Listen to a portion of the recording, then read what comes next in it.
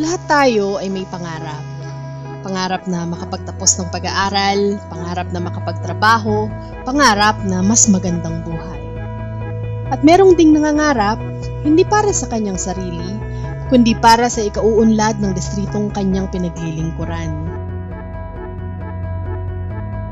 When I was first in Congress in 2001 to 2010, 3 terms ago, meron akong nilikha na isang integrated area development plan for the 3rd District of Bulacan. So during my last term, nasimulang ma-implement.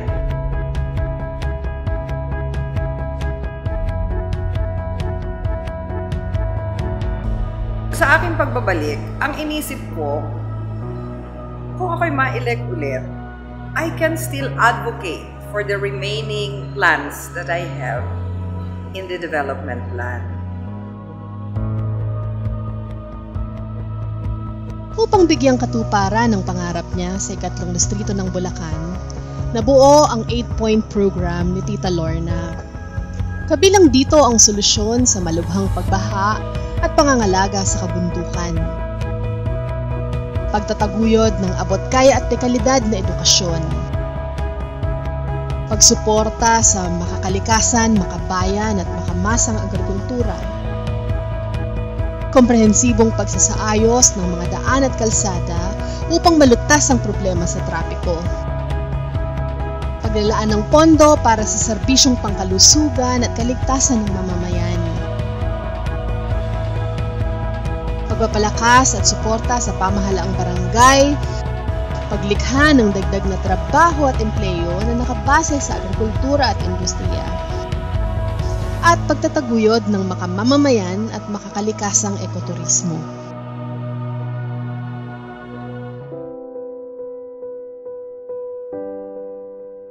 Sa paglutas ng suliranin sa pagbaha, pangunahing prioridad ni Tita Lorna ang pagsasaayos ng Bulo Dam.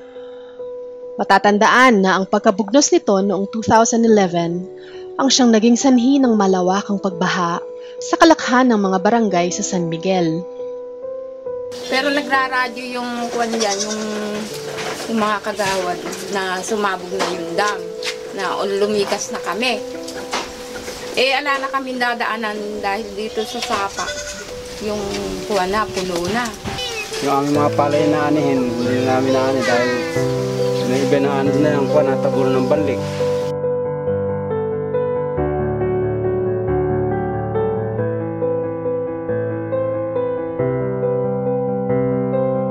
Pinaglaanan din ng pondo ang pagtatayo ng dike sa kahabaan ng Ilog Angat sa bahagi ng Matiktik, Norzagaray.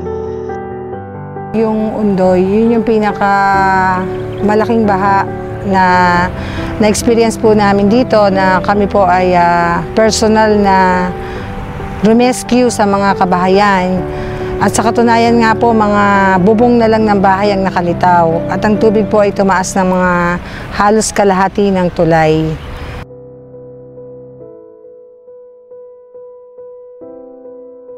Kaya yung mga bata nagsisilangoy, pati ako nakalangoy nga eh. Diyan pa bahay namin sa kabila. Lumangoy ako. Sabi ng mga tao sa tulay, "Hala, si nanay, lumangoy oh." Lumangoy ako kasi mga gamit nga na iwan sa bahay. Sabi ko, hirap pala mag-ano ng baha. Tapos yung mga gamit, minsan nakakaiyak. Maliban sa proteksyon sa matinding pagbaha, nagsisilbi ring konkretong daan ng dike ng mga residenteng nagmumula pa sa sulok ng barangay Pinagtulayan sa nasabing bayan.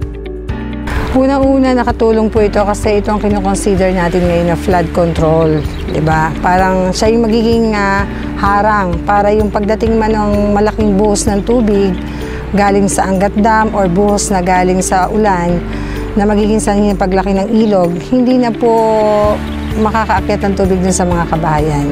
At pangalawa nga po, sa kasalukuyan, dahil itong dike ay matatagpuan sa boundary ng Barangay Matiktik at Barangay Pinagtulayan, ito na rin po yung naging kalsada o farm to market road na ang mga ibibiyahing gulay galing sa kanilang mga taniman ay mabilis na madadala sa pamilihang bayan. Maliban sa dalawang mayor na flood control structures na ito, naglaan din ang ating kongresista ng mahigit 1 bilyong piso para sa iba pang strukturang makakatulong upang pigilan ang matinding pagbaha.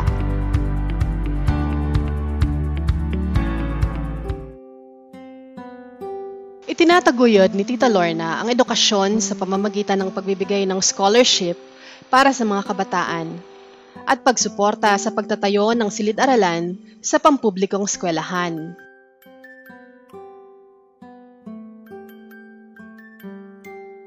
Sa kalagayan po ng buhay namin, ako po ay isang anak ng magsasaka. So ang nanay ko po ay isang plain housewife. So talagang itinataguyod lang po ng family ko yung aming pag-aaral. Dumarating po ng time na para lang makapasok, nilalakad namin pupunta mula bahay hanggang paaralan. Laking pasasalamat po namin na si Tita Lorna yung aming naging guest speaker. Sa kanya pong maikling speech, sa katapusan po ng kanyang pananalita, ay bigla na lang po nilang sinabi na kami daw po ay kukuning scholar. Doon po nagsimula ang lahat. Sa tulong ng scholarship, tulong ng pagiging dean's lister, bumaba po yung aking tuition fee. Konti na lang po yung itinutulong na kailangan pera para tustusan yung aking pag-aaral. Sa kasalukuyan, umaabot na ng mahigit 1,000 ang bilang ng mga scholar ng distrito. Samantala, umabot ng mahigit 400 milyong piso ang inilaang pondo para sa pagtatayo at pagsasaayos ng 21 pampublikong eskwelahan sa iba't ibang bahagi ng distrito noong 2017. Tinataya na mga abutin ng humigit kumulang 600 milyong piso ang nakaprogramang pondo na ilalaan para sa karagdagang 31 pampublikong paaralan ngayong 2018. Isinusulong din ni Tita Lorna ang pagkakaroon ng Bulacan State University San Rafael Campus upang higit na maitaas ang antas ng edukasyon sa 2 distrito ng Bulacan. Sa pamamagitan ng kanyang ilang taong pagpupursige, katuwang ang ibang pinuno ng San Rafael, formal na ibinigay ng Philinvestland Incorporated ang 2 hektaryang lupain sa lokal na pamahalaan ng San Rafael upang pagtayuan ng BSU campus. Ang ini-envision ko, magkaroon ng magandang buhay ang mga mamamayan ng 3 distrito. Ang ini-envision ko is to be able to create really an educated community. Kaya nga gusto kong magkaroon tayo ng universidad. No? Ang gusto ko, ang mga mamamayan ng 3 distrito ay empowered. Empowered, they're able to achieve their dreams for their children, for their grandchildren.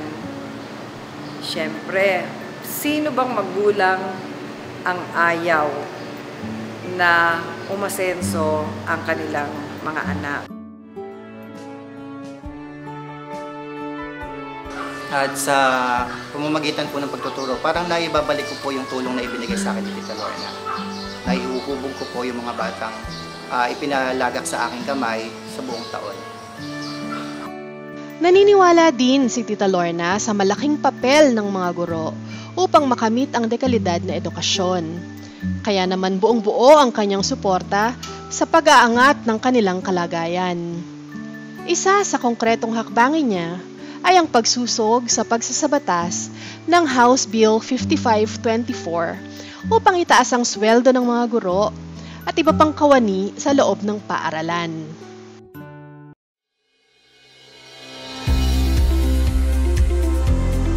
Sa pagdalaw ni Tita Lorna sa mga liblib na barangay, nakita niya ang mahirap na kalagayan ng mga magsasaka, lalo na yaong mga nasa kaitaasan o upland. Kaya naman hindi siya nagdadalawang isip na suportahan ang kanilang programa upang paunlarin ang kanilang hanay. Kabilang ang mga coffee farmers ng Talbak, Doña Remedios Trinidad sa mga upland farmers na taus-pusong nagpapasalamat kay Tita Lorna. Siguro, nung time na yon at sa ngayon, kung hindi dumating yung tulong na yon from national government, ang matitira na lang siguro kung sa 100% ng coffee farm, yung 20% baka matira. Yun na lang talagang may hilig at gustong ipagpatuloy yung produksyon ng kape.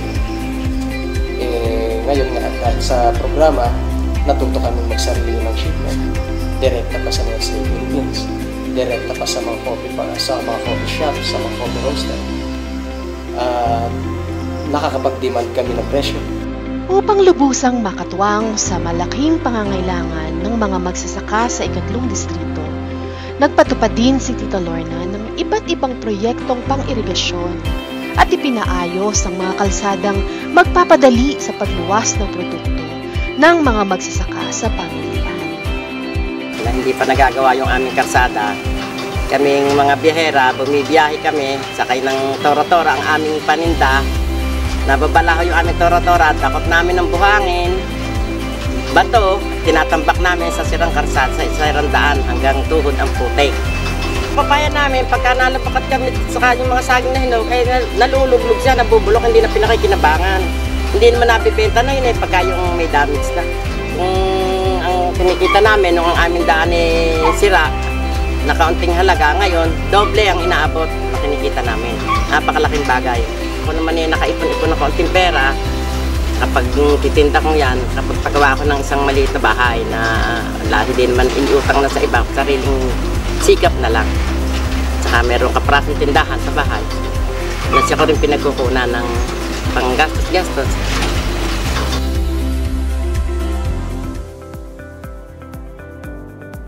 Isa rin sa malalaking advokasya ni Tita Lorna ang Playa del Bypass Road na nagpadali sa biyahe mula sa mga bayan ng 3 distrito tungo sa iba't ibang bayan ng Bulacan maging sa Metro Manila. Kabilang ang proyektong ito sa kanyang Area Integrated Development Plan na ipinatupad sa panahon ng kanyang termino noong 2001 hanggang 2010. Sa pagsisimula ng kanyang termino noong 2016, isa ito sa binigyang prioridad niya na maipagpatuloy. Sa kasalukuyan, bukod sa pagpapabilis ng biyaheng paluwas ng mga taga-distrito, nakatulong ang bypass na maibsan ang masikip na daloy ng trapiko mula sa bukana ng San Ildefonso tungong San Rafael. Inaasahan na sa hinaharap na pagpapatupad ng 3 bahagi nito ay muling mapapaluwag ang daloy ng trapiko mula kabayanan ng San Ildefonso tungong San Miguel. Malaking ginhawa ng bypass sa amin dahil sa biyahe namin ngayon mula rito sa Ducod hanggang Cloverdale, pinakamalaki na 1 oras. Mapaigli pa yun kung itong daan namin mula rito sa Ducod hanggang Barangay Pulo maayos na. Nakasalukuyan na ayos ngayon. Isa rin sa mayor na proyekto ni Tita Lorna ang pagkakaroon ng alternatibong daan mula San Miguel patungong Pampanga. Kaya naman na idisenyo ang 38 kilometrong San Miguel-Candaba Bypass. Layunin nitong maibsan ang masikip na daloy ng trapiko sa bahagi ng Camia-San Miguel at mapabilis din ang biyahe mula sa ilang bahagi ng distrito tungong Pampanga. Nagkaroon dito ng traffic sa sobrang liit ng kalsada na hindi niya kaya na i-accommodate lahat yung sasakyan. Nagkaroon dito ng almost 8 hours na traffic, bumper-to-bumper traffic.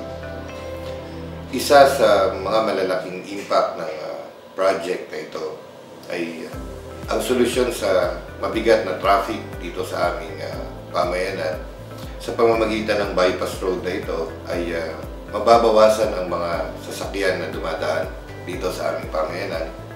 At yung mga papunta sa Pampanga ay hindi na makakadagdag doon sa volume ng mga sasakyan na pinoproblema namin dito sa aming lugar. Sinuportahan din ni Tita Lorna ang pagpapaayos ng iba't ibang stratehikong daan sa iba't ibang bahagi ng distrito upang maging mas mabilis at maayos ang kalakalan, makapag-engganyo ng mamumuhunan at ang paglalakbay ng mga taga-distrito at iba pang mamamayan na dumadayo dito. Ma-check up na, pauwi na kami, lumakas ho yung ilog, lumalim. Sinakay ko siya sa interior. Dahil buntis nga ho, ayoko siyang maglangoy sa ilog. Noon hong tumatawid na kami, bigla hong bumiling yung interior, napailalim siya. Noon hong hinabol ko siya, nahawakan ko siya sa paa.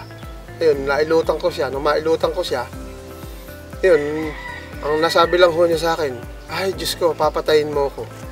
Ang mga tao, pagka medyo sa hirap ng daan, nai-stranded pa sila. Pagka panahon ng tagulan, dahil nga sira yung daan, tapos baha ang ilog, walang tulay. Mga panahon na yun, at pag magdadala ka ng pasyente sa ospital, ay hindi niyo pwedeng maisakay sa kabayo.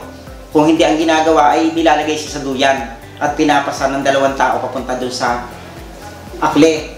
Yan pong tulay na pinapagawa na ni Tita Lorna na yan, 100% ho, napakalaking maitutulong dito sa amin yan. At ako ho, umpisa nang nagkaasawa, mula ho doon, puro yan na hinihingiling namin sa kanila na igawa kami ng tulay na para maginhawaan ng pamumuhay namin dito. Pero sa tulong ho ni Tita Lorna, sa ngayon ho, na ginagawa na nga, 100% ho, na napakalaking maitutulong sa amin yung tulay na yan. At nung na-develop naman yung daan dito, marami naman ang taong nagsipagtira na rin dito. Yung mga may kamag-anak, dito na sila unti-unting naninirahan na ulit yung mga may kamag-anak sa iba-ibang lugar, sa Metro Manila o taga saan. Dito na sila naninirahan. At natuwa sila nung naging maayos ang karsada at saka nga nagkaroon na ng ilaw.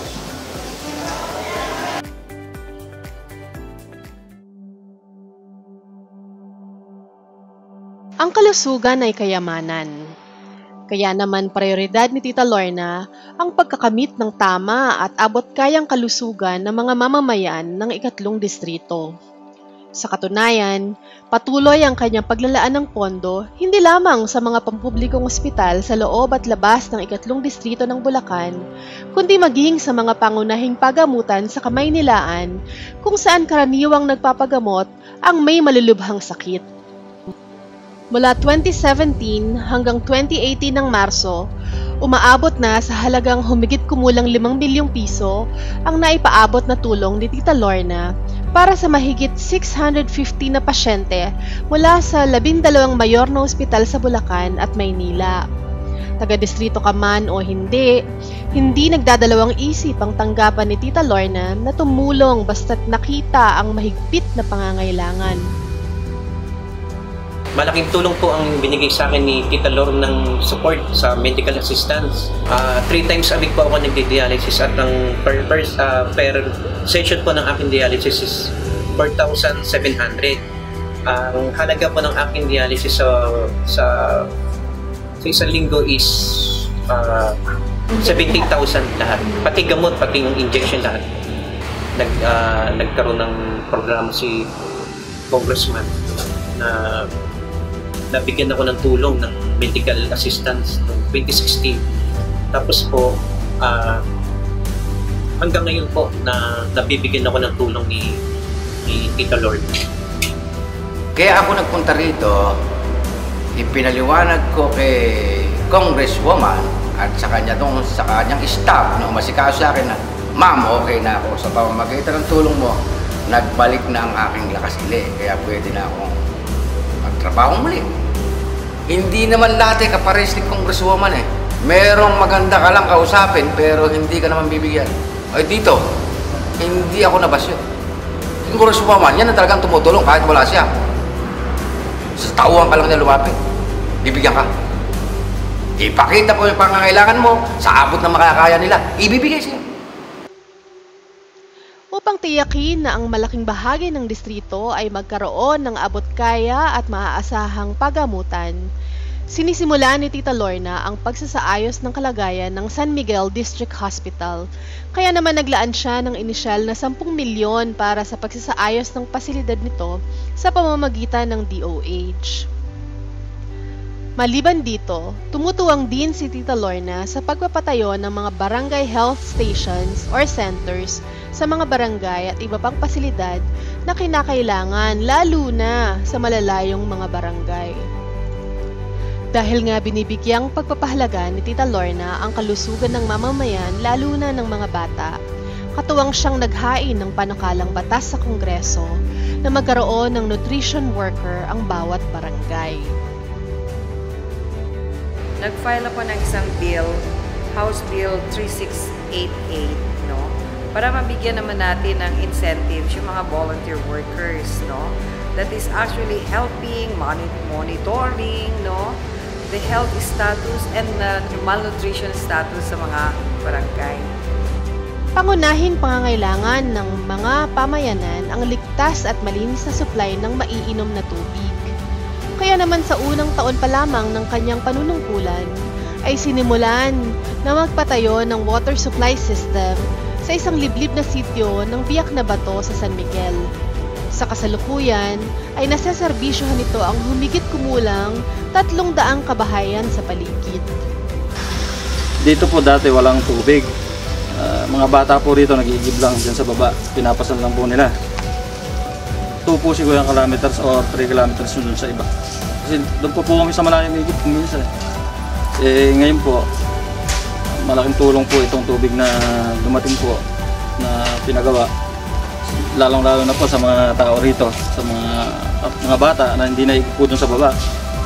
Kaya siguro ngayon masusuplayan na po lahat ng mga tao rito. Napakalaking ginawa po para sa amin.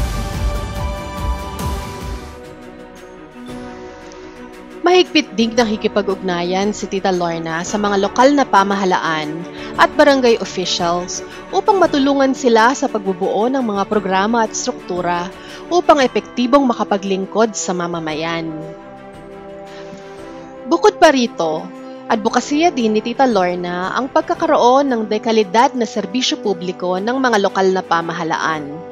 Naniniwala siya na isa sa magiging susi upang makamit ito ay ang pagbibigay ng sapat at makatwirang ayuda para sa mga barangay officials at maging sa mga barangay volunteers. Para sa panimulang pagsasakatuparan nito, isinusulong niya na maisabatas ang House Bill 6695. Ang local government naman naglalaan ng parang honorarium lang. It's not really a salary but an honorarium for them, no? So talaga namang hindi sapat. Pero ito mga volunteers lang talaga na ang sisipag, no? Ang sisipag. Kaya meron akong final na bill sa Congress, no? Na mabigyan naman ng incentives, no? Yung mga volunteer workers, kung pwede nga mabigyan ng salary.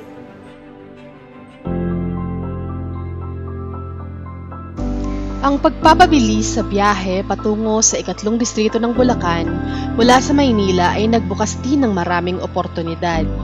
Kabilang dito ang pagkakaroon ng Agricultural Training Center gaya ng Duran Farm na dinadayo rin ng mga nais mag-aral ng kursong agrikultura mula sa ibang panig ng Pilipinas. Nakapagbigay daan din ito sa pagpasok ng mga industriya na nagbigay ng trabaho sa malaking bilang ng mamamayan sa distrito. Merong isang agricultural technologies ng Municipal Agriculture Office namin na nag-i-invite ng pagsasanay. Ngayon, yung pagsasanay na yon ay dinaluhan ko 3 araw sa Bulacan Agricultural State College kung saan marami kaming mga magsasaka na inimbitahan dito sa barangay. At pinagsanay kami sa makabagong pamamaraan ng paggugulayan o yung pagtatanim ng gulay sa di-angkop na panahon. Yung seedling business ang lalong nakapagpaangat sa buhay ko na talagang mapakarami kong matutulungang mga magsasaka, lalo na pag panahon ng bagyo. Si Tita Lorna nga, nung makita yon, sabi niya, mula ngayon, tatawagin na kitang seedling queen ng Bulacan. Nabalitaan namin na magkakaroon ng training galing kay Kong. So, hindi naman namin inaksaya yung pagkakataon. Ginrab namin agad to kasi dito lang gaganapin sa barangay. Imagine, hindi na kami mamamasahe, di ba? So, sa 10 araw ng pagte-training namin na yun, naging masaya ang aming pag-aaral. At pagkatapos nun, nagkaroon kami ng mga opportunity na kumita. Hindi na namin kailangan pumasok pa o mamasukan. Nasa sarili lang namin kaming bahay, kumikita kami kahit konti. Nagdaos kami dito ng livelihood training para sa handicrafts and beads making. At ang mga trainer pa nga po noon galing pa ng Coron, Palawan. Sa 1 week na itinakbo ng programa, nakita ko na malaki yung potensyal. Kasi ang member ko kasi puro lahat kababaihan dito sa Talbak. At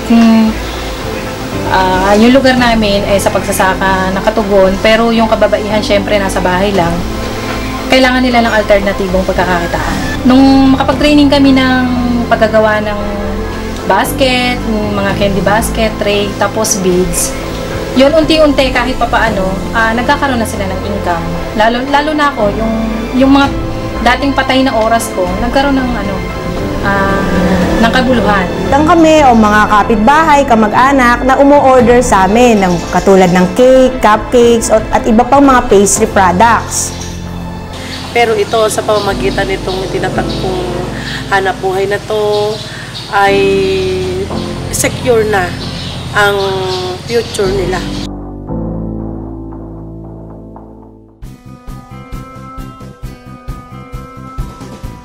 Kasabay ng pag-unlad ng ikatlong distrito ay sinusulong ni Tita Lorna ang makamamamayan at makakalikasang ekoturismo upang matiyak na mapapanatili ang ganda ng kapaligiran. Naniniwala si Tita Lorna na tayo bilang katiwala ng dakilang lumikha ay dapat magbigay ng kaukulang pagpapahalaga at pangangalaga sa kalikasan at hindi dapat pinsalain ito para lamang makamit ang pag-unlad. Para sa kanya, ang tunay na pag-unlad ng distrito ay ang pagtataas ng antas ng pamumuhay ng lahat ng mamamayan dito, habang tinitiyak na maayos ang kalikasang ipinagkatiwala ng Panginoon sa mga tao.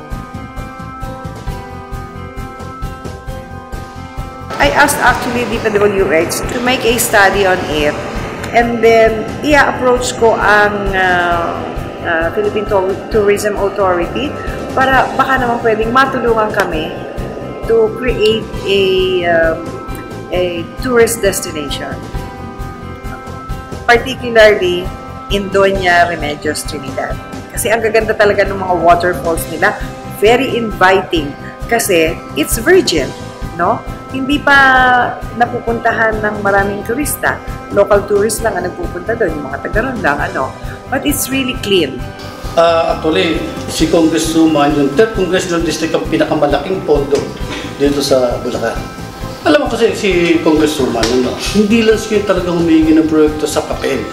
Ang ginagawa niya, gagawa siya ng proyekto, magpaplano siya ng proyekto, aayusin niya yung program of work, yung mga plano, and then siya mismo pupunta kay Secretary.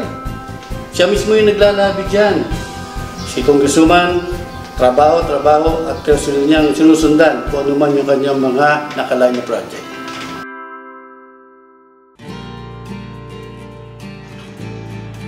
Kailanman ay hindi napagod si Tita Lorna sa pagsisikap na abutin ng mga pangarap niya para sa distrito.